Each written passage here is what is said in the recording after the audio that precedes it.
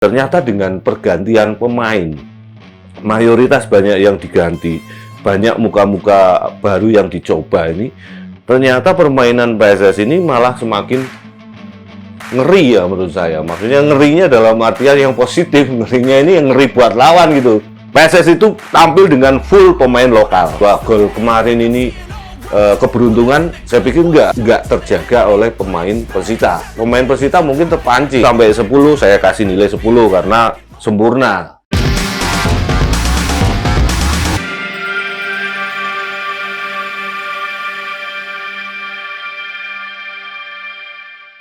Oke, halo Ale, selamat pagi, malam, siang, atau sore. Berjumpa lagi di review main bola podcast Radar Jogja. Oke, sekarang kita kembali untuk mereview, mencoba mengulas untuk pertandingan kemarin antara PSS Sleman dengan Persita Tangerang. Nah, ini kabar baik, mungkin sangat baik bagi penggemar PSS, BCS ataupun Slemania. Ini luar biasa permainannya, ternyata tampil dominan dan greget, terengginas. Pokoknya kalau orang Jawa bilang itu perfecto lah, mungkin itu. Tapi nggak usah khawatir, dan mungkin ini juga nggak usah terlalu kita begitu gembira dengan hasil ini. Gembira sangat boleh, tapi ini baru pramusim. Intinya gitu, dan mungkin nanti akan ada hal-hal yang lebih menggembirakan lagi. Karena apa? Karena kalau saya pikir kemarin PSS ini bisa lebih meledak lagi dibanding penampilan saat lawan Persita kemarin. Ya, kemarin ternyata PSS Coach Seto ini tampil sedikit berbeda dengan sebelumnya. Jadi ada beberapa, mungkin banyak, mayoritas pemain yang tampil melawan Persis di laga pertama itu diganti semua ya. Jadi mulai dari kiper kemarin M. Ridwan yang tampil bagus, yang bisa menjadi man of the match saat lawan Persis, ternyata diganti oleh Tri Hamdani di posisi goalkeeper. Kemudian ada Boas juga tampil dari menit pertama. Kemudian Van Diego, kemudian ada Arlan Dinata ini juga tampil luar biasa kemarin. Kemudian ada Saiful Ramdan yang menggantikan posisi dari Rahman yang cedera. Kemudian ada Komarudin, pemain baru yang baru masuk dari PSIS kalau nggak salah ya. Mungkin kalau nanti saya agak sedikit keliru mungkin bisa dikoreksi, monggo, nggak masalah. Jadi tampil seperti biasa menggunakan pola kesukaannya Seto, 4-3-3. Yang agak membedakan di sini di lini depan ya. Jadi Todd Vere ini diduetkan dengan seniornya Boas dan didampingi oleh Komarudin. Nah, ini tampilnya Boas ini juga bukan sekedar hanya sebagai dalam artian pemain senior aja yang tampil mendampingi pemain-pemain muda, tapi memang di sini ternyata role play-nya Boas ini juga luar biasa. Dia bermain cerdas, tampil dewasa, dan yang lebih pasti lagi cerdik. Di sini Boas seperti menjadi mentor bagi pemain-pemain PSS yang lain, terutama bagi Todd Vere ya. Jadi dia mampu menjadi partner dan bisa seperti mengendalikan permainan. Bagaimana sih cara bermain yang baik, kemudian bagaimana membangun serangan dari awal, dan bagaimana mendelay serangan untuk memanfaatkan lubang-lubang yang ada di pertahanan Persita Tangerang kemarin. Jadi Persita Tangerang sendiri bukannya tampil jelek ya. Mereka ini mayoritas pemain asingnya ini sudah komplit sebenarnya. Bahkan dari awal strikernya Ramiro Vergonzi ini sebenarnya tampil bagus juga. Pemain ini bukan pemain jelek, kalau teman-teman musim lalu bisa pernah melihat ya tampilannya ini, kalau saya melihat ini karakternya kayak Emmanuel De Porras waktu di PSIS dulu. Jadi dia seorang striker, seorang target man, tapi dia punya kemampuan untuk menjelajah lini depan. Tidak hanya stay di kotak 16 saja, tapi dia juga bisa melebar, kemudian dia jemput bola, dan kemudian dia berani head to head 1 lawan 1 menghadapi pemain belakang. Nah, ini bukan pemain kacangan kalau saya lihat ya, dari pertandingan-pertandingan yang dia mainkan sebenarnya. Ini bukan pemain biasa-biasa saja sebenarnya, kualitas tekniknya oke sebenarnya. Nah, tapi kembali lagi, ini yang membuat saya mungkin lebih impress lagi. Ternyata dengan pergantian pemain, mayoritas banyak yang diganti, banyak muka-muka baru yang dicoba ini, ternyata permainan PSS ini malah semakin ngeri ya menurut saya. Maksudnya ngerinya dalam artian yang positif, ngerinya ini yang ngeri buat lawan gitu. Saya sendiri kemarin setelah dari 90 menit plus pertandingan itu tidak berhenti mengamati permainan PSS ini, dan dari awal sampai akhir, mungkin di pertengahan babak kedua lah tensi permainan PSS ini agak turun. Nah, itu biasa karena ya stamina pemain mungkin belum maksimal, dan yang kedua, bermain di bawah guyuran hujan ini bukan hal yang mudah. Jadi sebagai gambaran aja, kalau kita bermain di guyuran hujan yang lebat seperti kemarin, itu mungkin sangat deras ya hujannya. Itu seperti kita kalau naik motor, kita nggak pakai pakai helm, tapi yang nggak pakai kaca. Itu mukanya itu kayak ketusuk-tusuk jarum kalau kita berlari.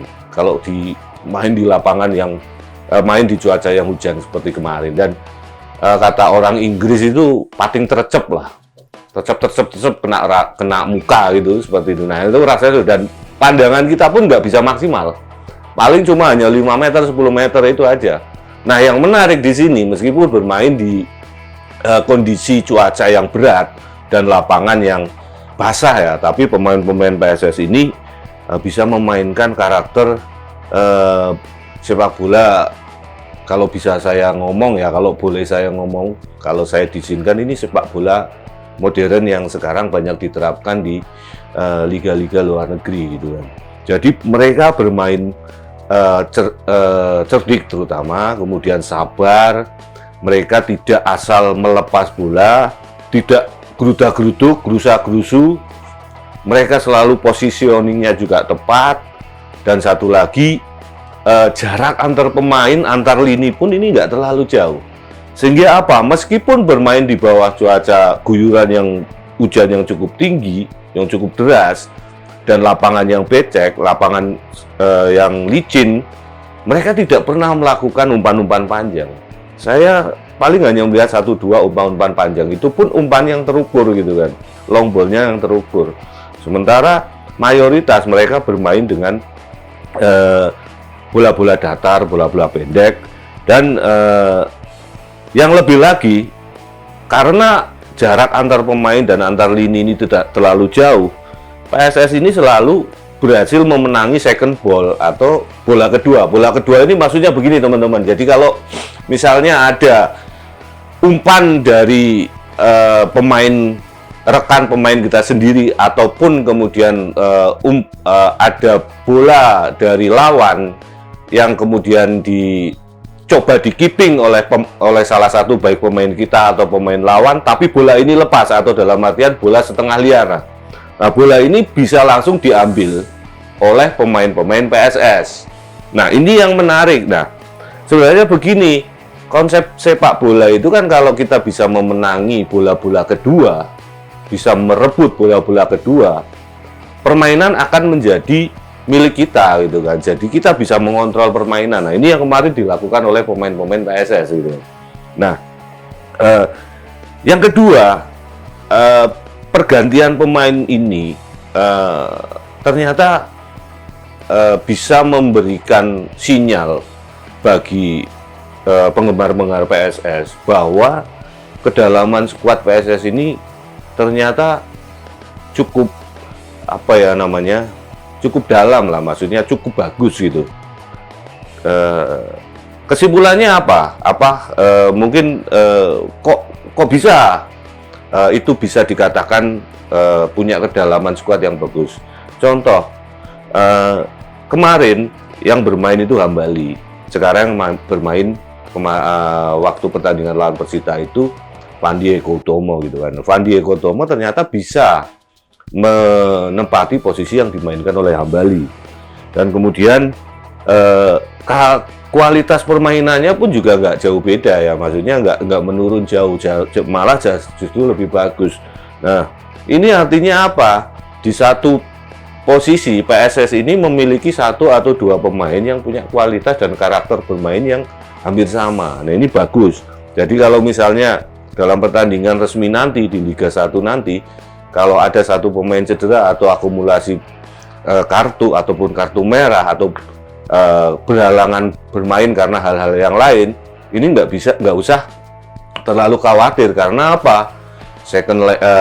Substitusinya ini juga sama karakternya dan sama kualitasnya. Ini menarik, dan ini bekal yang bagus bagi PSS dan Seto sendiri. Tapi saya yakin begini, meskipun pemain-pemain ini dikumpulkan, kalau yang pegang bukan Seto, belum tentu hasilnya seperti kemarin gitu kan.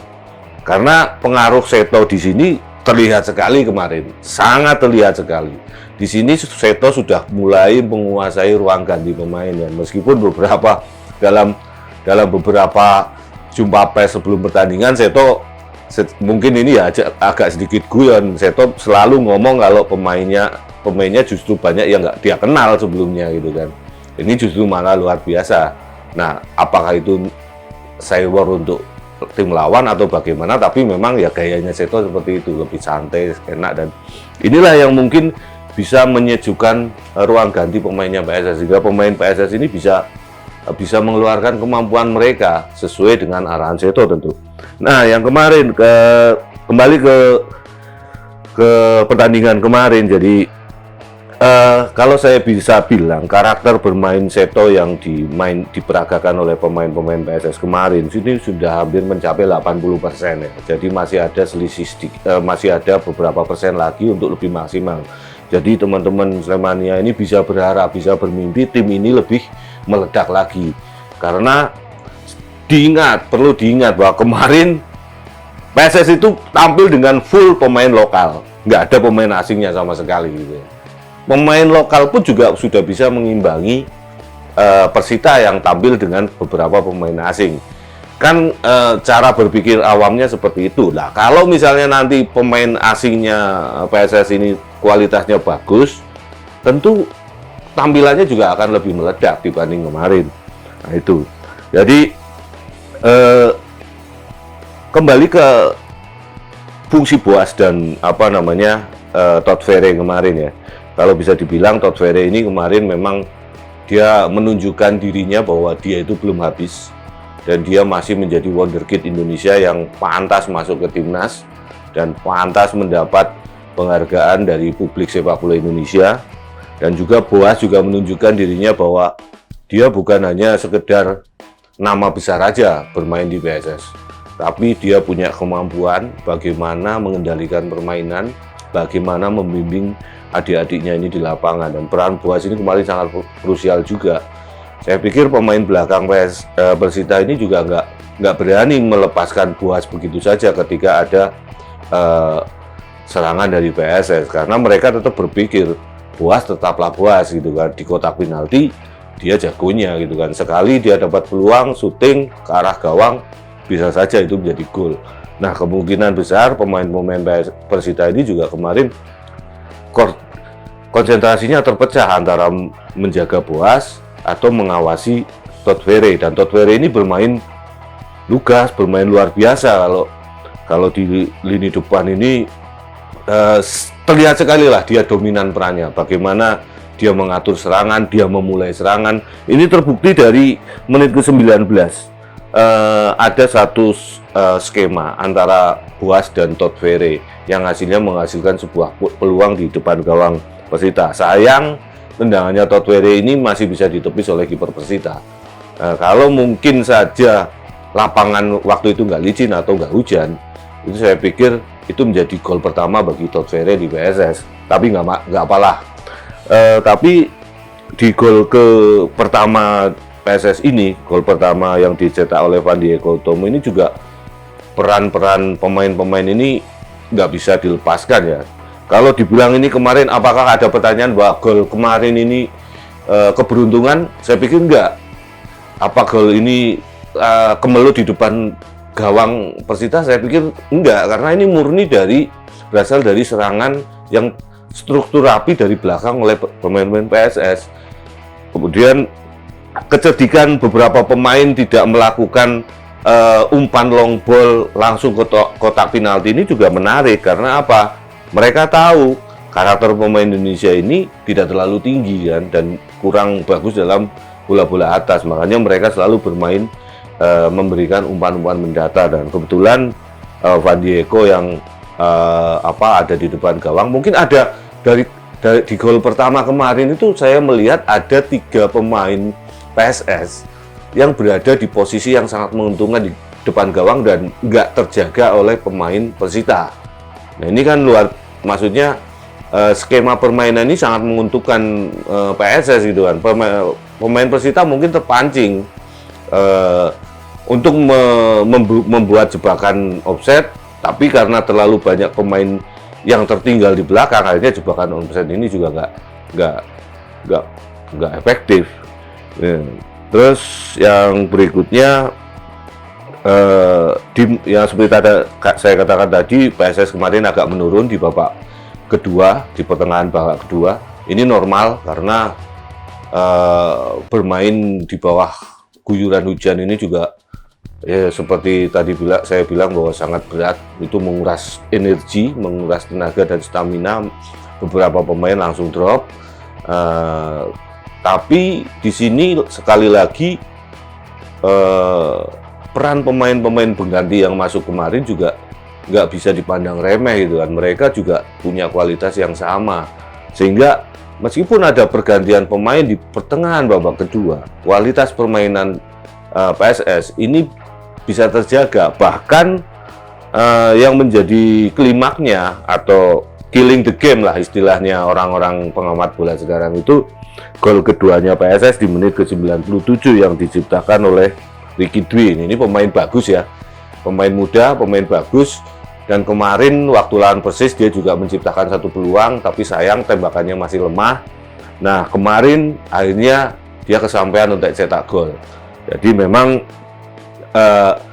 ini progres permainan PSS mulai waktu friendly match menghadapi Balindo United, kemudian Persis Solo, dan kemarin Persita Tangerang. Ini kalau dibilang grafik permainannya terus menanjak gitu kan, terus menaik. Kalau kemarin saya bilang karakter permainan Seto atau tempo permainannya ini masih 50%, sekarang mungkin sudah mencapai 80%. Untuk ke 100% ini belum, karena kita masih menunggu kejutan-kejutan apa yang bisa disajikan oleh pemain-pemain PSS dan Seto di posisi pelatih ya. Jadi itu gambaran umum pertandingan kemarin. Mungkin kalau teman-teman PCS Lemania ataupun penggemar sepak bola independen yang mengikuti ulasan ini tidak sepakat dengan apa yang saya bicarakan tadi, mungkin silahkan komen ataupun kritik juga boleh, kemudian juga memberi masukan juga monggo. Dan satu lagi, kalau ada pertandingan pasti ada pemain terbaik ya, man of the match. Kalau man of the match kemarin saya nggak usah pusing-pusing juga, saya langsung tunjuk aja Todd Ferry. Saya pikir dia nggak mencetak gol, tapi dia menjadi roh permainan atau nyawa permainan dari PSS Sleman, terutama saat menyerang. Nah ini kemudian dibuktikan saat dia memberi assist kepada Rizky Dwi di penghujung babak kedua. Kalau Todd Ferry ini syuting langsung atau dia mencoba masuk langsung pun juga bisa, karena dia head to head dengan kiper waktu itu. Cuma dia memilih untuk memberikan umpan kepada Rizky yang punya ruang tembak dan tidak terkawal sehingga bisa memaksimalkan peluang. Nah, ini sebuah karakter yang sangat dewasa dari seorang pemain.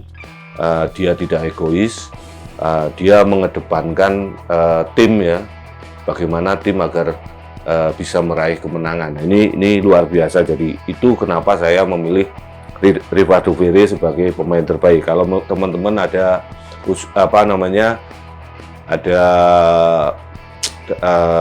usulan siapa pemain terbaik di pertandingan kemarin, mungkin bisa tulis juga.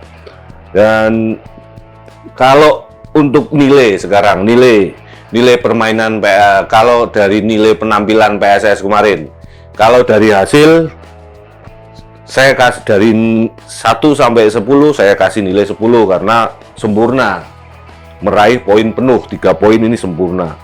Kalau dari sisi permainan, kalau sebelumnya lawan Persis itu permainnya 7,5, mungkin dari sisi permainan ini masih 8,5. Jadi masih ada setengah lagi menuju sempurna. Nah, kalau sempurna ini kan berat kan. Nah, tapi ini sudah levelnya sudah luar biasa. Nah, kita berharap, kenapa saya memberi poin 8,5? Karena saya masih punya harapan tim ini bisa meledak lagi, bisa lebih baik. Itu untuk ulasan pertandingan kemarin ya. Oh ya, satu lagi. Mungkin yang banyak kita soroti kemarin, mungkin nggak banyak juga yang juga mengamati. Tapi kalau bagi saya ini sebuah kegembiraan juga. Meskipun kembali diguyur hujan yang luar biasa, tapi kondisi rumput lapangan Stadion Manahan ini tidak terpengaruh ya, tidak ada genangan. Ya ada genangan di beberapa titik, tapi genangan ini hanya genangan di area kiper saja gitu kan, karena itu normal karena kiper kan cuma nggak bergerak sana kemari, cuma dominan dia berdiri di situ sehingga rumput di situ kan agak menjadi tipis. Tapi yang jelas kualitas Stadion Manahan sekarang jauh lebih bagus. Kenapa saya bilang lebih bagus?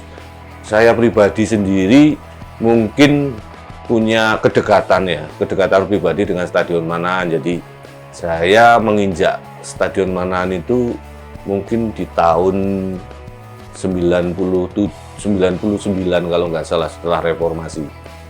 Di situ ada pertandingan antara kalau nggak salah Pelita Solo kalau nggak salah, atau Persijatim Solo kalau nggak salah. Dia berkandang di Manahan. Di 2003 kembali saya dekat dengan stadion ini karena saya bertugas di Solo sebagai wartawan di Radar Solo. Jadi hampir setiap hari sampai tahun terakhir mungkin saya di Stadion Manahan itu sebelum COVID ya. Jadi setelah renovasi itu selesai. Jadi saya melihat bahwa apa yang dilakukan pemerintah untuk membangun Manahan ini juga cukup bisa kita apresiasi. Tapi yang jelas kita juga harus menjaganya karena ini kondisi stadionnya cukup bagus. Beberapa kali sebenarnya sebelum renovasi besar menjelang Piala Dunia U20 besok itu sebenarnya sudah ada renovasi ya di tahun-tahun antara tahun 2007, 2011 dan mungkin yang terakhir sebelum direnovasi menjelang Piala Dunia itu kan ada di 2016 kalau nggak salah, kalau nggak 2015 itu memang rumput juga diganti, cuma kondisinya itu masih tetap tergenang. Dulu saya punya pengalaman menarik waktu Piala Liga Champions Asia ya. Waktu itu Persik Kediri itu bermain di Manahan, berhome base di Manahan. Itu pertandingan internasional tingkat Asia harus ditunda gara-gara Stadion Manahan itu banjir. Kalau nggak salah pertandingan antara Sydney FC dijamu oleh Persik Kediri. Pertandingan sore itu batal karena lapangan banjir, berubah menjadi danau. Kemudian dilanjutkan esok harinya, dimulai kalau nggak salah jam 10. Nah, waktu itu Persik menang kalau nggak salah dengan skor 2-0 atau 2-1. Tapi mungkin memori buruk ini sekarang nggak terjadi lagi di Manahan ya. Dan Alhamdulillah kemarin stadion juga penuh, luar biasa. Selamat bagi PCS ataupun Slemaniyat yang hadir di Solo. 11.000 kalau saya dengar ceritanya, dan mengorganisasi orang 11.000 itu bukan perkara mudah, dan semuanya berjalan tertib, semuanya juga bisa pulang dengan selamat. Alhamdulillah tidak ada masalah di jalan. Dan di stadion sepanjang pertandingan juga selalu bernyanyi, luar biasa sekali. Jadi ini atmosfer yang mungkin baru kita temui setelah pandemi COVID ini. Oke, gitu aja teman-teman. Jangan lupa komen dan subscribe di channel ini. Dan satu lagi, kita juga punya channel di Rada Jogja Channel. Jadi silahkan kalau ingin mengikuti ulasan-ulasan ataupun update-update dari pertandingan ataupun perkembangan-perkembangan yang ada di Jogja dan sekitarnya. Terima kasih. See you.